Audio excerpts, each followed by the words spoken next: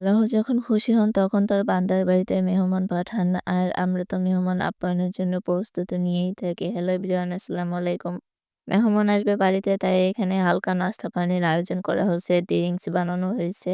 Welcome drinks, আম, apple, মাল্টা, মিষ্টি এগুলো দিয়ে টি টেবিলের পরে আমি সাজিয়ে রাখছি। এক রুম থেকে অন্য রুমে টেনে নিয়ে যাবো।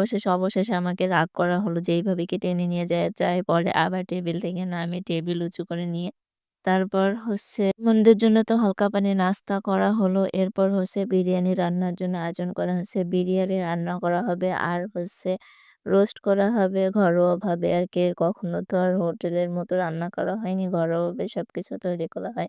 এখানে রোস্টের জন্য একটা মুরগি আনা হয়েছিল। রোস্টের মুরগি তো আগের ভিডিওতে দেখিয়েছি যে আগে থেকে ভেজে নেয়া হয়েছিল। আর বিরিয়ানির মাংসটাও নরম করে নেয়া হয়েছিল। এইখানে সব মসলা-টসলা সবকিছু রেডি করে রাখা হয়েছিল। ১ম এ এসেই বেরেস্তা ভেজে নিলাম। এরপর কিছুটা পিঁয়াজ, রসুন, আদা, ধইনা, জিরা বাটা দিয়ে তেল দিয়ে মসলাটাকে কষিয়ে তারপর একটু টক দই দিয়ে দিলাম। মসলাটা অনেক বেশি কষানোর আগেই টক দইটা দিয়ে দিলাম। আজকে রোস্টে কোনো মসলা ব্যবহার করব না। বাজার থেকে মসলা আনতে ভুলে গেছি, যেহেতু বাড়ির পাশে মসলা নাই এইজন্য বাটা মসলা দিয়ে কাজ সারবো।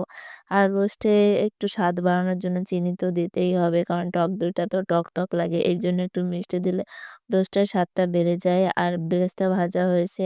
চিনি দিয়ে একটু জাল করে তারপর নামিয়ে নিয়ে আমি বেরেস্তাটাকে ছিটিয়ে দিয়েছিলাম। মানে না হাতের মধ্যে মাঝে মাঝে ক্যামেরা এরকম বেঁকানো হয়ে যায়। এটা আমি কাটতে খেয়ালই নাই একেবারে। এরপর আমি বেরেস্তাগুলো সুন্দর করে ছিটিয়ে দিচ্ছি সৌন্দর্যর জন্য। একটু সুন্দর দেখা যায় আর সেন্টটাও কিন্তু সুন্দর বের হয়। এই বেরেস্তাতে কিন্তু চিনি দিয়ে তারপর এটাকে নরম করে নেওয়া হয়েছে। আর আমি তো রান্না করতে আসলে হাতে পায়ে কালি লাগবেই চুলায় রান্না করলে।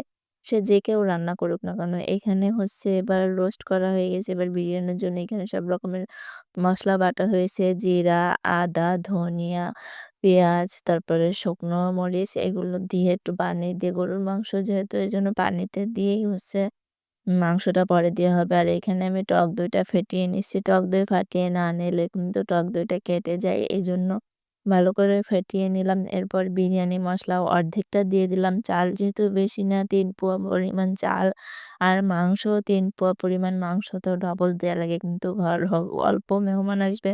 মাত্র ২ জন মেহমানের জন্য রান্না করা হবে। এজন্য অল্প মাংস দেওয়া হয়েছে আরকি।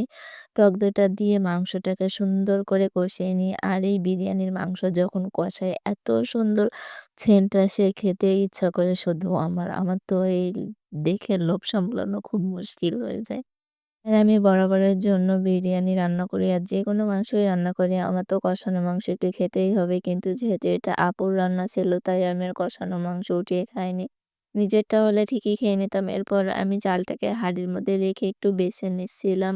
আর চুলায় এখন গরম পানি দিয়ে দেবো। গরম পানি পোলাওতে দিলে পোলাওটা অনেক বেশি ঝরঝর হয়। পানিতে আমি তেজপাতা, গরম মসলা সবকিছু দিয়ে এবার আমি চালটাকে ধুয়ে নিচ্ছি। পানি ফুটে গেলে আমি চালটা দিয়ে দেবো।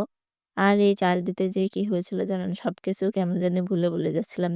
তেল দিতে, তেল, লবণ সবকিছুই দিতে কেমন যেন ভুলে গিয়েছিলাম। চালটাকে আমি ঝরিয়ে উঠিয়ে নিয়েছি। কারণ পানি তো পরিমাপ মতো মেপে নিয়েছি। এক পট চালে যে পট দিয়ে মাপছি ওই পটে ২ গিলাস পানি। আর এইখানে ডিম সিদ্ধ করে নেওয়া হয়েছে। বিরিয়ানিতে যেহেতু দোকানে ডিম দিয়ে থাকে তাই সেদ্ধ ডিম করা হলো। রান্না করতে দেখুন আমার অন্ধকারই হয়ে গেছে। এরপর পানিটা ফুটে গেলে আমি চালটা দিয়ে দিলাম।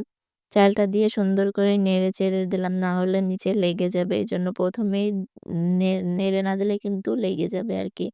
এরপর আমি অর্ধেকটা মসলা রেখে দিয়েছিলাম আর অর্ধেকটা মাংসে দিয়েছিলাম। এইজন্য আমি অর্ধেকটা মাংস ভাতে দেওয়ার জন্য রাখছিলাম। ভাতে দিয়ে পরে আমি নেড়ে-চেড়ে ভাতটা যেই একটু ফুটে আসবে, দেখুন আমার কাণ্ড, তেল দিতে ভুলে গেছি। পরে তেল দিয়েছি, লবণ দিয়েছি। এইজন্য আগেই বলছিলাম যে সবকিছুই মাঝে মাঝে কেমন যেন ভুলে যাই। সংসারে কাজ করতে এরকমটা হয়।